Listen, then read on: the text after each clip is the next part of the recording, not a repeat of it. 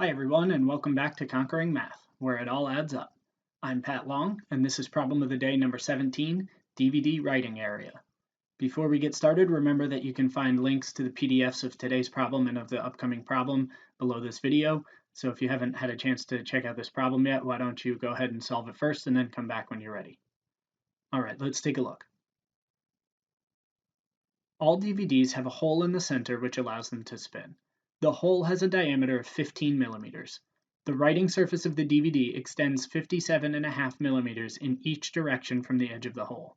What is the area of the writing surface of the DVD? And the hint is to draw a diagram and label very carefully. So the first thing we'll do is we'll draw that diagram. And so we've got a circle with a smaller circle inside of it. And let's go ahead and label. So keep in mind that if we look up here, it says that the hole has a diameter.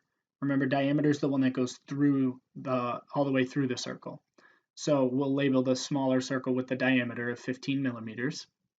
And then it says the writing surface of the DVD extends 57.5 millimeters in each direction. And that's the key here.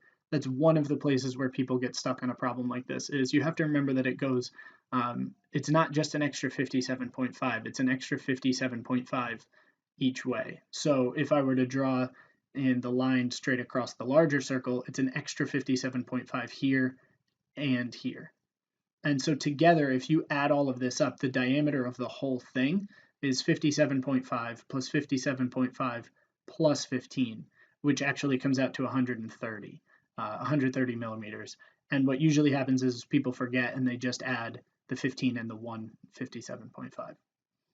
So now let's find the area of each, and we've done problems like this before where there's a hole in the middle. You're just going to end up subtracting that out. So we'll start with the small circle. The radius is 7.5 millimeters, so that's another place where people get stuck, is they accidentally use the diameter instead of the radius. If the diameter is 15, the radius is half of that, so we have 7.5 millimeters. Area of a circle is pi r squared, so we'll go ahead and plug that in. Pi is 3.14 times 7.5 squared gives us 176.625 square millimeters. And we'll keep the decimal places here. When you're talking about something like a DVD, every little bit counts. That's extra information they can put on there, so we'll keep that on there. Now for the larger circle. Remember the diameter was the whole thing, 130, so half of that is 65. Another way that you could find it is if the radius of the smaller circle was 7.5, you only have to add one of the 57.5s to get this radius for the large circle. Again, area is pi r squared, so if we plug it in, we have 3.14 times 65 millimeters squared, and if you multiply that out, you get 13,266.5 square millimeters. All right, so now we know the area of this small circle right here, and we know the area of the whole large circle. And remember that the writing surface is everything in here, all of this, but not the hole in the middle. So what we're going to do is we're going to subtract.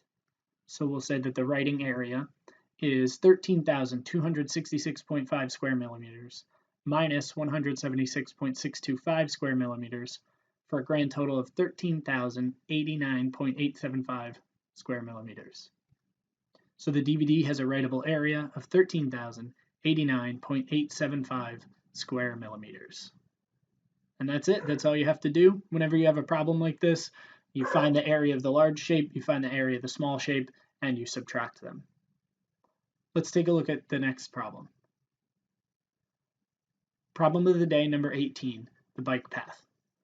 Cameron and Tristan are both out for a bike ride. They start riding at the same time, but from opposite ends of a 20-kilometer path. Cameron rides her bike at a rate of 23.2 kilometers per hour. Tristan rides his bike at a rate of 24.1 kilometers per hour. How long will it take before they pass each other on the trail? Express your answer in minutes and seconds, rounded to the nearest whole second.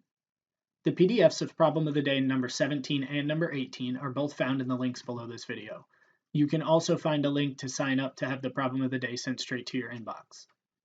I'm Pat Long. Thanks for watching this episode of Conquering Math, where it all adds up, and I'll see you next time.